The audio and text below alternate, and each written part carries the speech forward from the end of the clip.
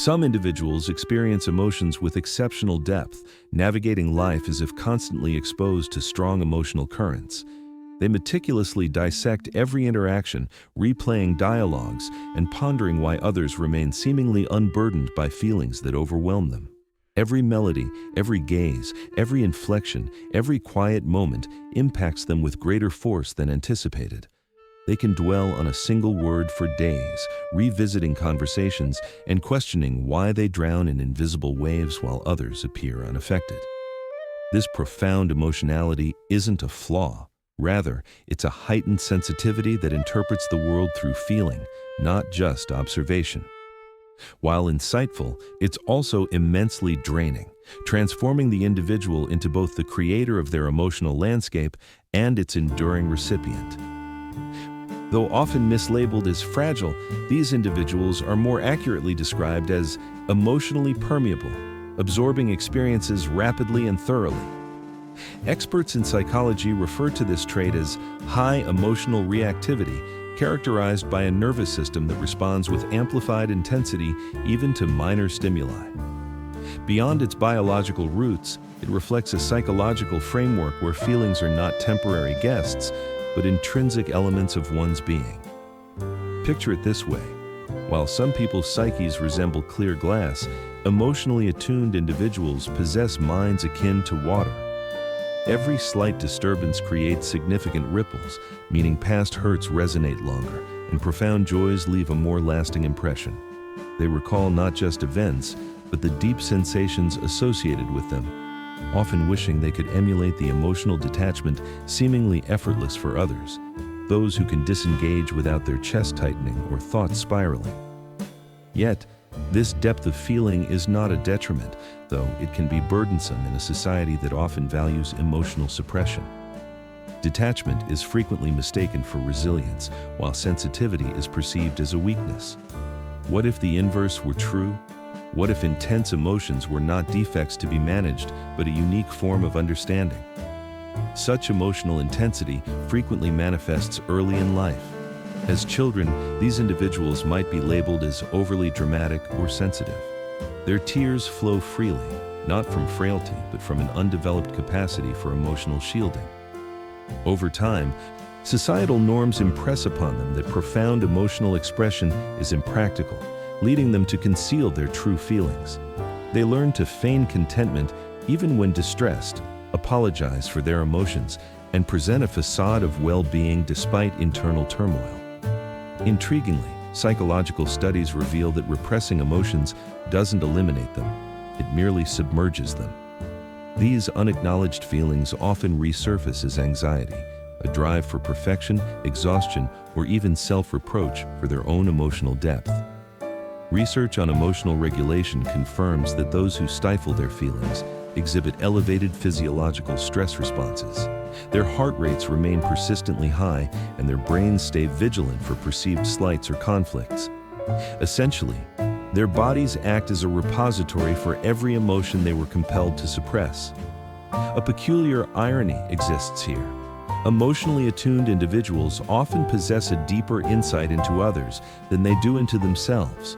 They interpret subtle facial expressions, vocal inflections, and moods with remarkable precision.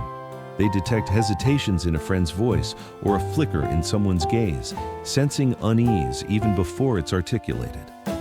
This capacity, known as emotional attunement, is a form of empathy so acute it verges on intuition, a finely honed survival mechanism developed through years of intense emotional experience. While many view empathy as simple kindness, for those who feel deeply, it functions as an innate instinct, a self-protective strategy.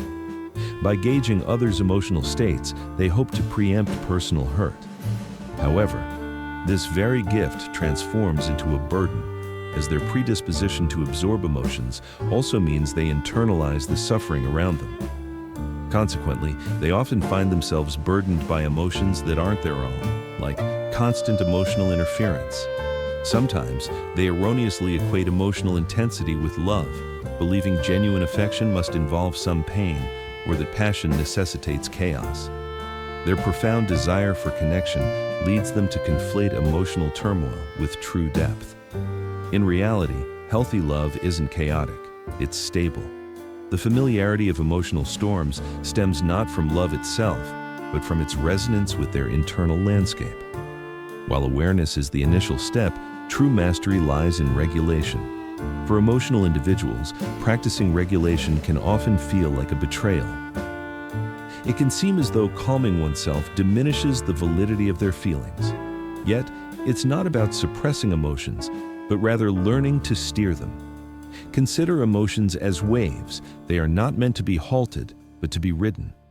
This skill of emotional surfing is known as self-regulation, cultivated through mindfulness, heightened awareness, and the quiet practice of observing rather than impulsively reacting.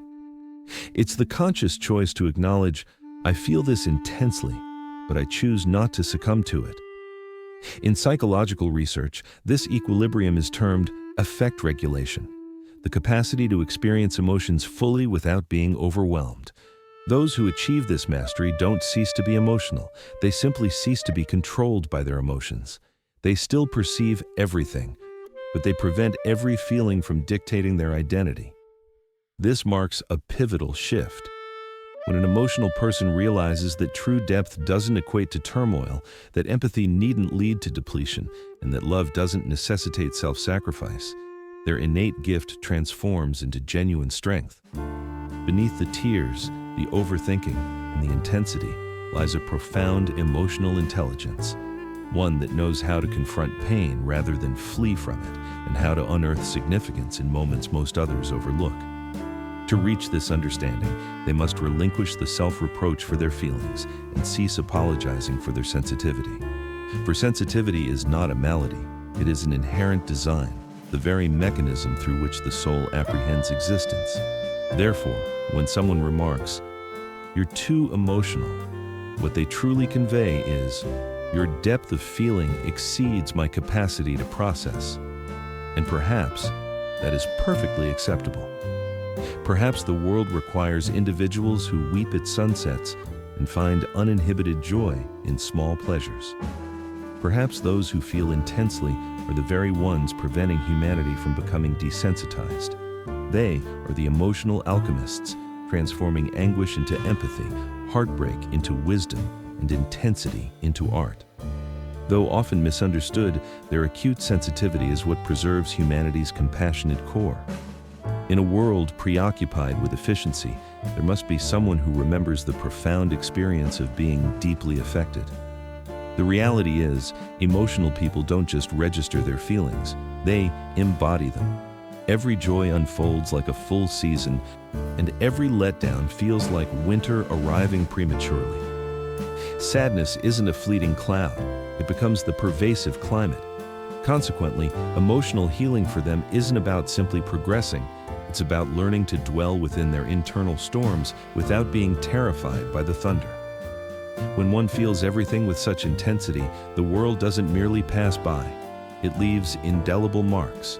Words that others quickly forget remain etched in their minds, and seemingly minor moments for others become significant turning points for them.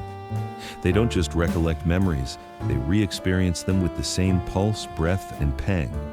This is the emotional memory system operating in overdrive. The amygdala and hippocampus actively reprocess feelings alongside factual memories, which is why emotional individuals often report that past events feel as though they occurred just yesterday, even years later. Yet, beneath this intensity lies a profound capacity for depth. They grasp pain not merely intellectually, but spiritually. When someone weeps before them, they perceive not just tears, but the entire narrative that prompted them. This is why people, even strangers, frequently confide in them. Emotional individuals exude a sense of security. Their compassion acts like a gravitational pull, drawing suffering towards solace. However, this very gift can turn inward, leading to self-reproach. They bear not only their own emotions, but also a sense of responsibility for the feelings of everyone else. Another's silence might be perceived as their fault, another's sadness their personal burden. The most distressing aspect is that they often believe they are being helpful, when in reality, they are absorbing and attempting to remedy emotions that were never theirs to manage. This is where emotional maturity truly begins, by recognizing the distinction between empathy and enmeshment. Empathy signifies, I feel with you, whereas enmeshment implies, I feel for you so intensely that I have lost sight of myself. Emotional individuals must learn that compassion devoid of boundaries leads to self-neglect. While admirable, such an approach is ultimately unsustainable. By consistently shielding others from their struggles, one inadvertently deprives them of the personal growth that arises from confronting adversity. Simultaneously, one denies oneself the tranquility that comes from releasing control. It is possible to love profoundly without becoming lost in another's emotional turmoil. This is not disinterest, it is wisdom. Psychology teaches us that emotions serve as data, not as absolute commands. They provide insights into our needs, values, and pains. However, emotional individuals often mistake this data for an unchangeable fate. If they experience rejection, they conclude they are inherently unworthy. If they feel anxious, they believe some catastrophe is inevitable. Yet, feelings are not definitive truths, they are signals. And these signals can be misinterpreted, especially when filtered through past hurts. Consequently, emotional individuals often find themselves engaging in a form of emotional time travel. A current feeling can trigger an old memory, causing them to react to echoes of the past. A partner's sigh might evoke childhood disapproval. An unanswered message could feel like abandonment. Their minds forge connections where none exist because their nervous system retains what their rational mind has forgotten. Therapists refer to this as emotional reasoning, a state where feelings are treated as irrefutable evidence. Healing begins when one learns to observe emotions without automatically submitting to them. By stating, I feel this intensely, but that doesn't validate it as truth. This brief moment of mindful awareness can fundamentally alter one's experience. At their essence, emotions are merely energy in motion, designed to flow through us, not to define us. When resisted, they intensify. When judged, they recede. But when allowed to move freely, without fear or shame, they fulfill their natural purpose. It is then that a remarkable transformation occurs. The emotional individual evolves into someone emotionally wise.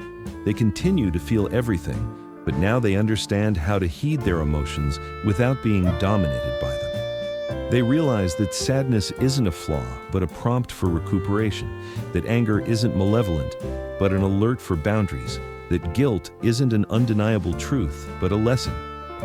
Once they begin to decipher emotions rather than being submerged by them, they become adept at empathy, not its casualties. Admittedly, living this way demands courage. Society often advises emotional people to become resilient, develop a thicker skin, and avoid taking things to heart. However, they don't require emotional callousness, they need firmer grounding. There's a crucial distinction. Thick skin desensitizes, while grounding fortifies. Grounding involves maintaining self-connection even amidst intense emotional states, becoming the tranquil core within one's own storm. A less discussed aspect is the remarkable intuition often possessed by emotional individuals, enabling them to perceive nuances others miss. Scientific research supports this. Studies on emotional intelligence show that highly sensitive individuals exhibit increased activity in the insula, the brain region linked to self-awareness and empathy. This isn't supernatural, it's biology finely tuned to perception, suggesting intuition is simply heightened awareness amplified by sensitivity. However, intuition untempered by self-trust can manifest as anxiety. When one feels intensely but distrusts their own feelings, every intuitive flicker can morph into apprehension. Thus, a vital part of emotional maturation is discerning when to rely on one's gut instinct and when one's past wounds are influencing perception. Many emotional individuals contend with intense self-criticism, replaying perceived errors endlessly. They might ruminate, I shouldn't have uttered that, or I must have caused offense. Their empathy frequently turns inward, becoming a form of rigorous self-monitoring. This perfectionism is, in essence, fear disguised as control, a belief that faultless behavior will prevent abandonment, hurt, or unbearable emotional weight. But this isn't living. It's merely performing a semblance of safety. Emotional individuals merit more than just performance. They deserve genuine peace. For those who feel deeply, peace begins when they cease trying to command their emotions and instead commit to understanding them. It's the recognition that emotions aren't issues to be resolved, but messages to be decoded. One cannot simply cease being sensitive, any more than one can stop breathing. The challenge lies in learning to navigate feelings without being engulfed by them. Emotional growth often unfolds in subtle, everyday instances rather than dramatic epiphanies. It's the choice not to overanalyze a text, to refrain from pursuing closure from someone unwilling to provide it, or simply to tolerate discomfort without fabricating a narrative around it. These consistent, small acts of emotional self-regulation gradually forge an unshakable inner stability. When emotional individuals arrive at this point, they become some of the most profoundly grounded people one can encounter. Having successfully navigated their own feelings, they shed their fear of them. They cease fleeing from intensity and instead harness it as fuel for passion, creativity, and compassion. They realize emotions were never adversarial, but always a compass. Reconsidering love, it remains both the most vulnerable and most powerful aspect for emotional individuals. They love with a sense of mission, sometimes giving too much, too soon. However, when they learn to love with equilibrium, not to fill an emptiness, but to share their abundance, their relationships undergo a profound transformation. They no longer gravitate toward mere intensity, but seek genuine resonance, shifting their focus from who will stay to who brings tranquility. Through this change, they discover that authentic love doesn't deplete their emotions, it refines them. It instructs them how to experience feelings securely without demanding they diminish their emotionality. Instead, it cradles their emotions with gentle care. Perhaps this signifies the most authentic form of intimacy, when one's emotional landscape is truly acknowledged, not critiqued. The psychology of deeply emotional individuals isn't about their fragility, but their frequency. They operate on a higher plane of experience, perceiving the world in high definition. For them, colors are more vibrant, pain more acute, and silence more resonant. While this sensitivity can make life arduous, it also renders it remarkably vivid. They inhabit a realm where most people only briefly venture, the convergence of heart and mind. Yet, emotional sensitivity is not a perpetual decree of suffering. It is raw material that, when sculpted by awareness, evolves into wisdom. The aim is not to diminish feeling, but to feel appropriately. Not every emotion warrants an identical reaction, but every emotion deserves acknowledgement. By treating emotions as indicators rather than definitive judgments, one begins to self-govern instead of being dictated by feelings. There is an inherent humanity in being emotional. It serves as a reminder of our vitality, our capacity for care, and our interconnectedness.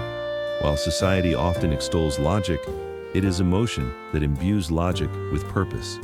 Emotion constitutes the very pulse of every choice, every aspiration, every act of love. Without it, intellect lacks direction.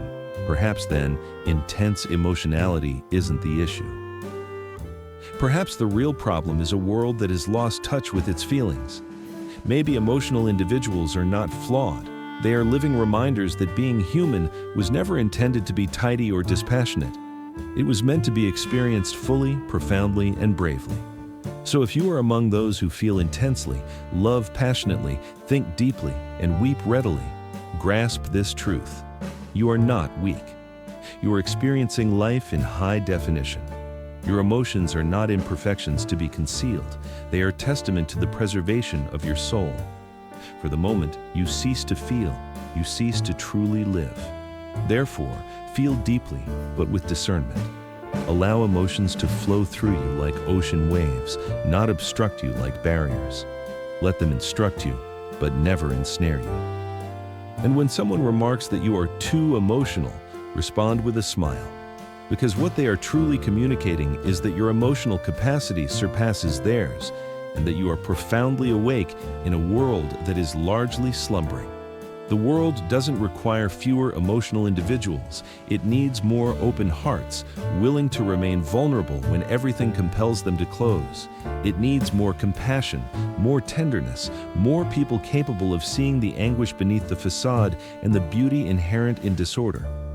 It needs people exactly like you, because emotion, when understood rather than suppressed, transforms into illumination.